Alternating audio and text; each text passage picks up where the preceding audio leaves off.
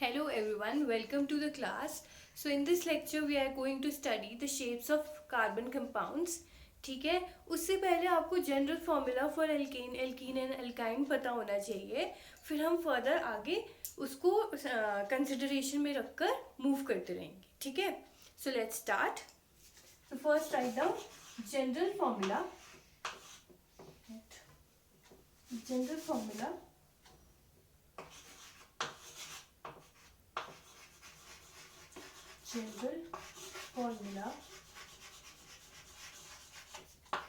firstly for alkane,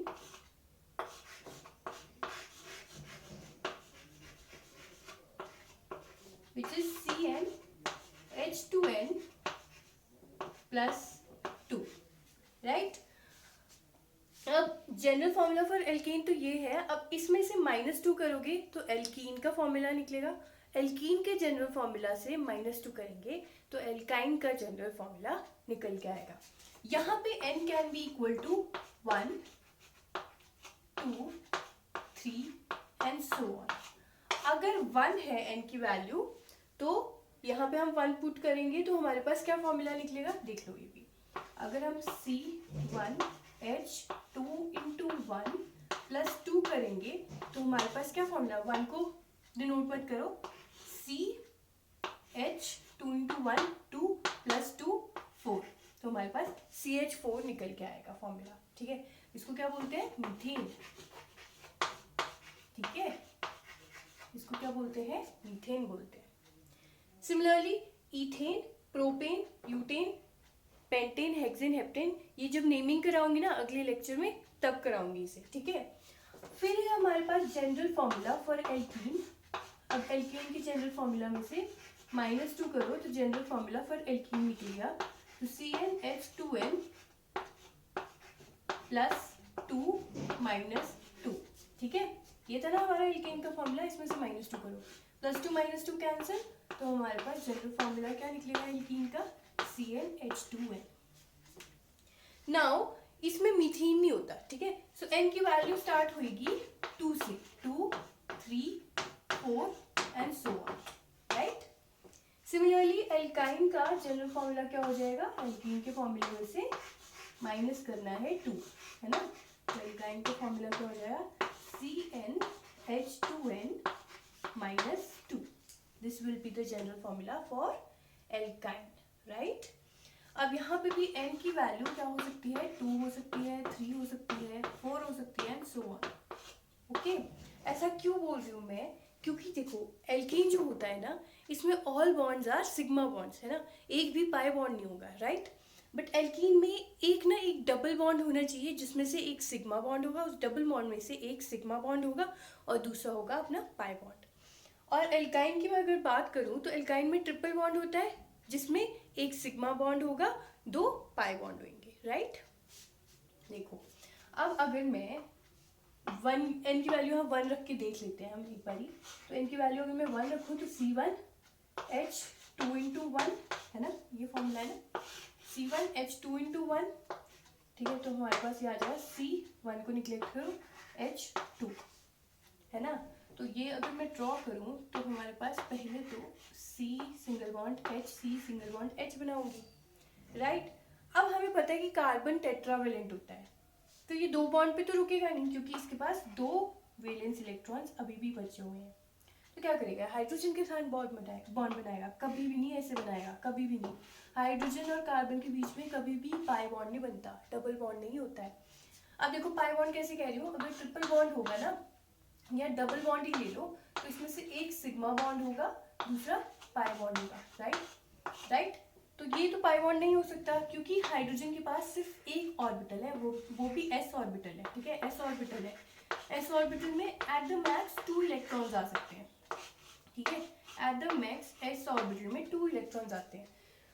मतलब जो hydrogen है ना वो ड्यूप्लेट रूल फॉलो करता है. जैसे दूसरे एलिमेंट्स क्या करते हैं, ऑक्टेट रूल फॉलो करते हैं ना, या हाइड्रोजन क्या करता है, ड्यूप्लेट रूल फॉलो करता है.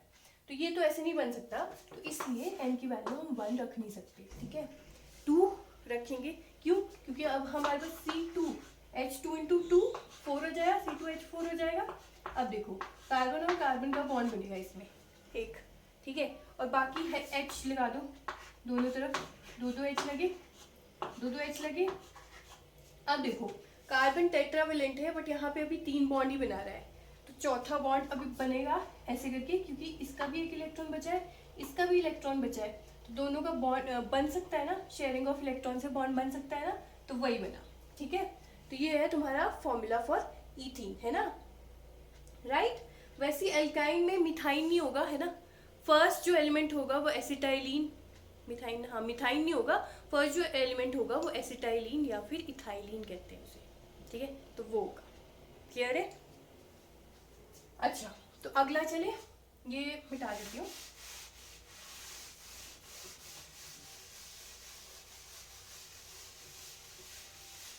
ये क्लियर है, तो आगे हम चलेंगे शेप्स ऑफ ऑर्बिटल्स की तरफ, ठीक है।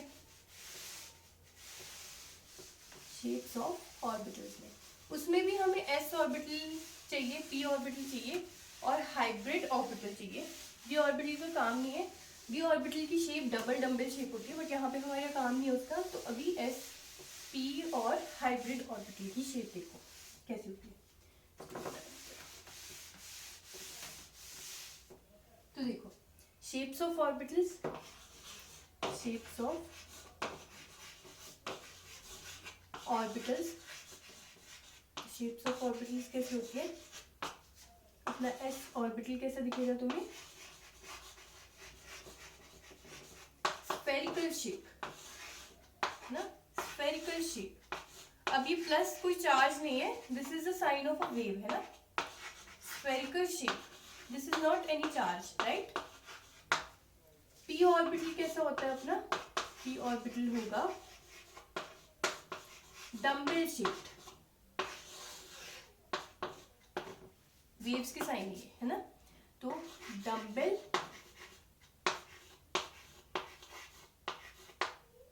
शेप।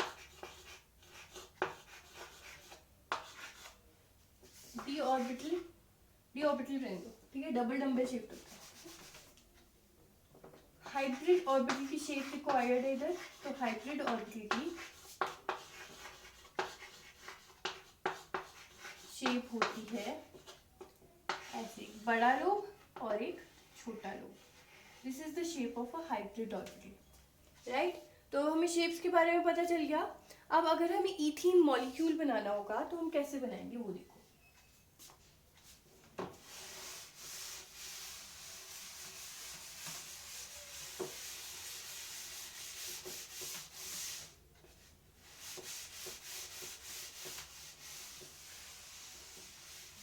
ईथीन मॉलिक्यूल में ना 2 कार्बन है, दोनों ही कार्बन कैसे होते हैं, sp2 हाइब्रिडाइज्ड होते हैं। I drew it like this, right? ऐसे बनाया था। अभी कैसे खोल के अगर मैं लोब्स के उससे बनाऊं तो ये कैसे बनेगा, देखो अब यहाँ पे कंसेप्ट आएगा पाई बॉन्ड का, ठीक है, पाई बॉन्ड का कंसेप्ट आएगा। यहाँ पे पाई बॉन्ड, एक सिग्मा एक पाई है, देखो ये सिग्मा बॉन्ड है, this is your pi bond, right.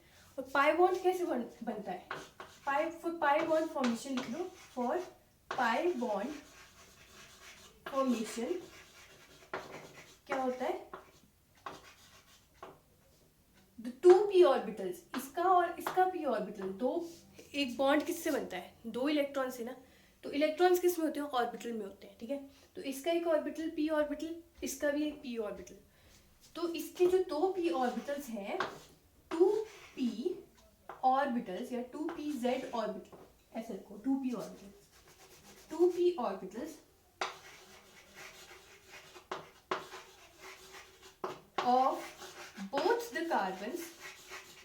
of both the carbons should be in parallel orientation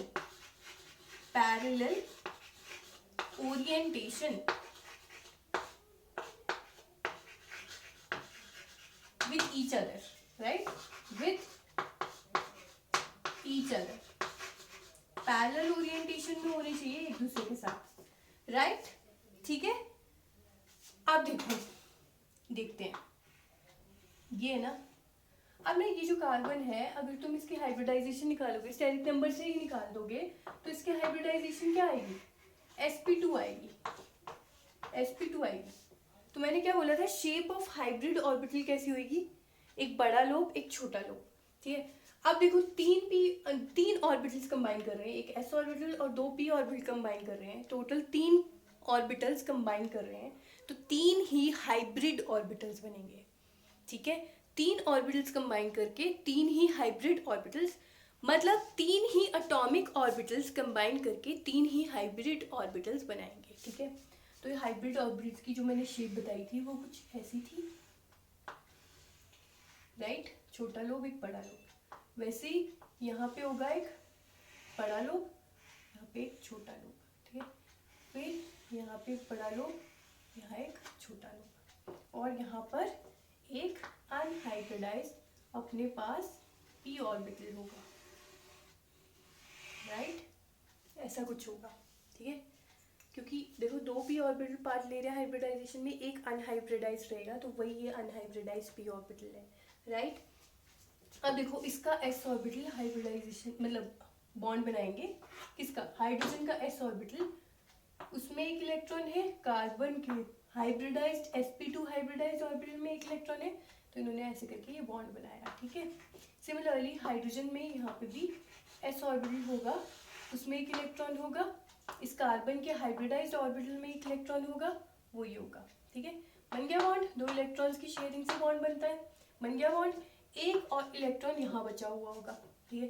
फिर हमारे पास यहाँ एक कार्बन है, ठीक। अब यहाँ एक कार्बन है, इसका हाइब्रिडाइज्ड ऑर्बिटल जो होगा sp2 हाइब्रिडाइज्ड ऑर्बिटल वो ये है, ठीक है।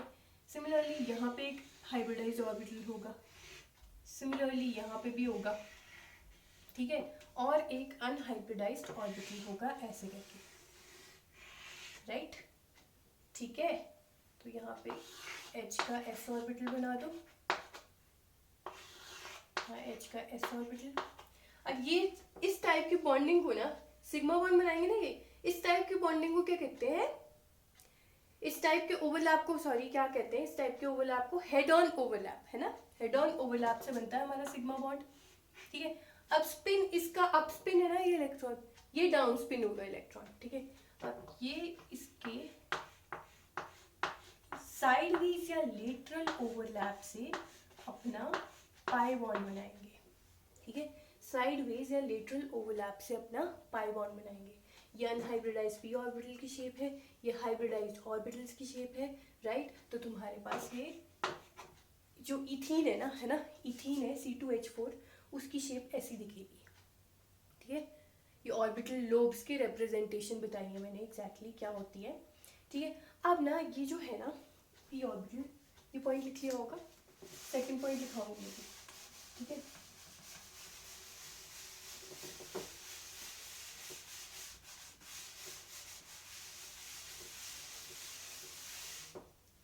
ये मैंने ऐसे ड्रॉ किया था।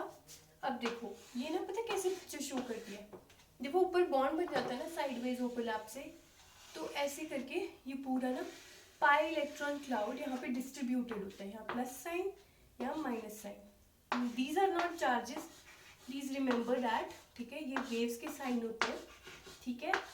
अब देखो ये पाई बॉन्ड ना कुछ ऐसे दिखेगा, पाई इलेक्ट्रॉन क्लाउड ऐसे रहेगा, ठीक है। दैट इज वाई तुम्हारी जो एल्कीन्स होती है वो इलेक्ट्रॉन रिच होती है, न्यूक्लियोफिलिक नेचर की होती है, ठीक है। एडिशन रिएक्शंस होते हैं एल्कीन पे, ठीक है, वो हम फर्दर पढ़ेंगे। बस इतना याद रखो कि एल्कीन्स जो होती हैं they are electron rich due to this pi electron cloud. Pi electron कैसे बना? पाई बॉन्ड से बना। पाई बॉन्ड कैसे बना? ऐसे sideways overlap of 2p orbitals की वजह से पाई बॉन्ड बन रहा था, तो उससे ये इलेक्ट्रॉन क्लाउड जनरेट हुआ है, ठीक है। अभी इलेक्ट्रॉन रिच है अपनी एल्कीन, क्लियर है इतना? आई होप क्लियर होगा। अच्छा, इसकी वजह से ना एक और पॉइंट लिखो, rotation around double bond, rotation around double bond, around double bond, rotation around double bond is restricted, is restricted, ठीक है। Rotation around double bond is restricted, ठीक है। But rotation around single bond is possible, वो हम आगे के lectures में देखेंगे। सिर्फ इतना याद रखो, rotation around double bond is restricted, right. हम इसको रोटेट नहीं करा सकते। इस कार्बन के हाइड्रोजन को अगर ये यहाँ है तो ये यहीं रहेगा, ठीक है, ये यहाँ नहीं आ सकता, क्लियर है। बट सिंगल बॉन्ड में रोटेशन पॉसिबल है, तो ये वाला हाइड्रोजन यहाँ आ सकता है, क्लियर है इतना। तो बस इतना ही था पाई बॉन्ड का, पैरेलल ओरिएंटेशन होनी चाहिए, ठीक है, और बस, और रिस्ट्रिक्टेड रोटेशन होती है पाई बॉन्ड में, ठीक है। और इलेक्ट्रॉन रिच होती है alkene due to pi electron cloud formation, right. अब चलो एक टेबल बनाओ हाइब्रिडाइजेशन का, उससे हमें शेप ऑफ कार्बन कंपाउंड्स पता चलेंगी। तो अगर हमारा कार्बन हाइब्रिडाइजेशन sp3 होती है, sp3 होती है, जब हमारे कार्बन में 4 बॉन्ड प्रेजेंट हो और चारों के 4 सिग्मा बॉन्ड है, तो उसकी हाइब्रिडाइजेशन sp3 होगी। शेप कैसी हो जाएगी, शेप या ज्योमेट्री, देखो जब बॉन्ड पेयर ही प्रेजेंट हो, लोन पेयर नहीं प्रेजेंट हो सेंट्रल एटम पे, तो उसकी शेप या ज्योमेट्री दोनों सेम हो जाती है, ठीक है। शेप और ज्योमेट्री दोनों ही सेम हो जाएगी अगर लोन पेयर कोई प्रेजेंट नहीं है और सिर्फ बॉन्ड पेयर प्रेजेंट है। और इसकी शेप क्या हो जाएगी, टेट्राहेड्रल, टेट्राहेड्रल, ठीक है। बॉन्ड एंगल को मैं बी ए से डिनोट कर दूं, ठीक है, this is bond angle, right. Bond angle क्या होगा, 109 डिग्री 28 मिनट्स, ठीक है। और इसकी शेप कैसी हो जाएगी, टेट्राहेड्रल, कैसी, टेट्राहेड्रल, 2 प्लेन पे, एक टुवर्ड्स द प्लेन, एक प्लेन के बिहाइंड पे, तो ये शेप है तुम्हारी, क्लियर है। फिर है हमारे पास sp2 हाइब्रिडाइज्ड ऑर्बिटल, ठीक है। उसमें क्या होगा, sp2 हाइब्रिडाइजेशन, उसमें जो कार्बन होगा अपना sp2 हाइब्रिडाइज्ड होगा, जिसे हमने एल्कीन का लिया था वही ले लेते हैं। ये क्या है, इथीन है, ठीक है, दिस इज इथीन। एल्कीन के जितने भी कार्बन होंगे ना, अगर वो डब्ल्यू बॉन्डेड है तो उसका जो शेप होगा वो होगा ट्रायंगुलर प्लेनर या ट्राइगोनल प्लेनर, एक ही बात है, ट्राइगोनल प्लेनर, ठीक है। कैसी शेप हो जाएगी, ऐसी ऐसी ऐसी और ऐसी, ट्राइगोनल प्लेनर। बॉन्ड एंगल क्या हो जाएगा, 120 डिग्री, 120 डिग्री। देन हमारे पास sp हाइब्रिडाइजेशन आती है एटम की, और sp हाइब्रिडाइजेशन किसके लिए केस में होती है, एल्काइन के केस में। यहाँ पे मैं ले रही हूँ एसिटाइलिन, है ना, एसिटाइलिन की ऐसी वो होती है, तो शेप क्या हो जाएगी, शेप और ज्योमेट्री तुम्हें दिख रहा है, ये लीनियर है, इसको हम टेढ़ा मेढ़ा नहीं बना सकते, ऐसे करके नहीं बना सकते, ठीक है, ऐसे करके नहीं बना सकते, क्योंकि ये इसकी शेप ही लीनियर है, क्लियर है। तो its shape is linear, linear, clear है। बॉन्ड एंगल क्या हो जाएगा, 180 डिग्री, ठीक है, ऐसे 180 डिग्री, क्लियर है, ये है।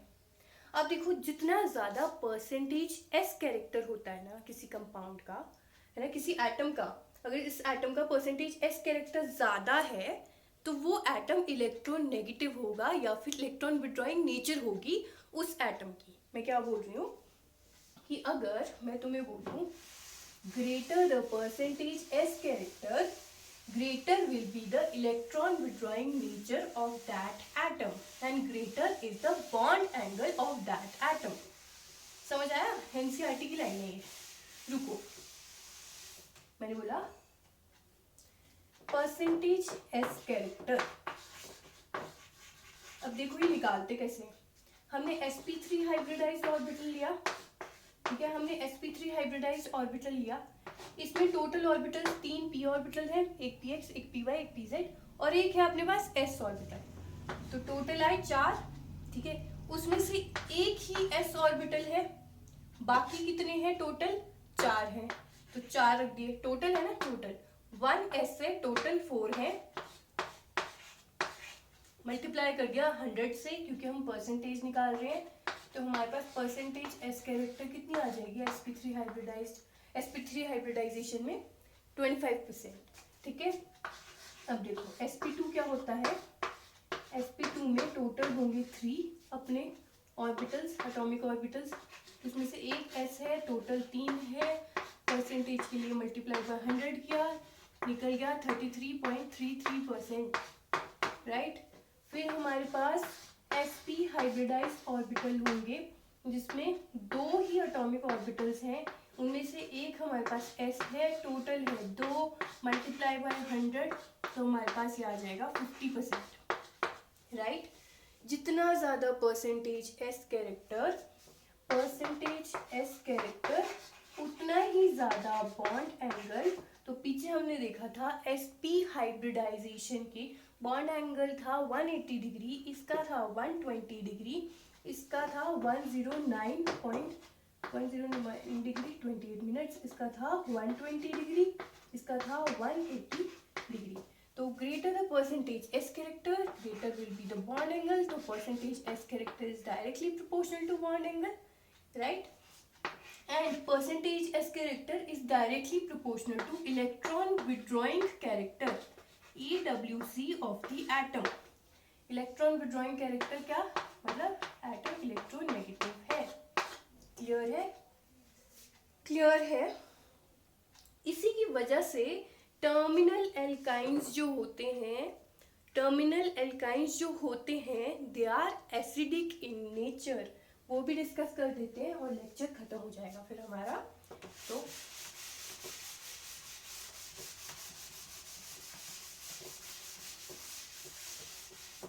अब देखो sp हाइब्रिडाइजेशन की बात कर रहे हैं, मैंने की टर्मिनल एल्काइन की। टर्मिनल एल्काइन मतलब अगर मैं कोई सपोज एक एल्काइन लूँ, ठीक है, और यहाँ CH3 लगा दूँ और यहाँ पे भी CH3 लगा दूँ, तो एल्काइन ना टर्मिनल पोजीशन में नहीं, अगर ये H के साथ इधर को होता ना, लास्ट कार्बन पे होता ट्रिपल बॉन्ड, लास्ट कार्बन पे होता, तो हम उसे कहते हैं टर्मिनल एल्काइन। बट इस कार्बन के एडजेसेंट पे एक और लास्ट कार्बन प्रेजेंट है विच इज CH3 है ना, मिथाइल सब्स्टिट्यूएंट लगा है, तो इसको हम कह देंगे इंटरनल एल्काइन।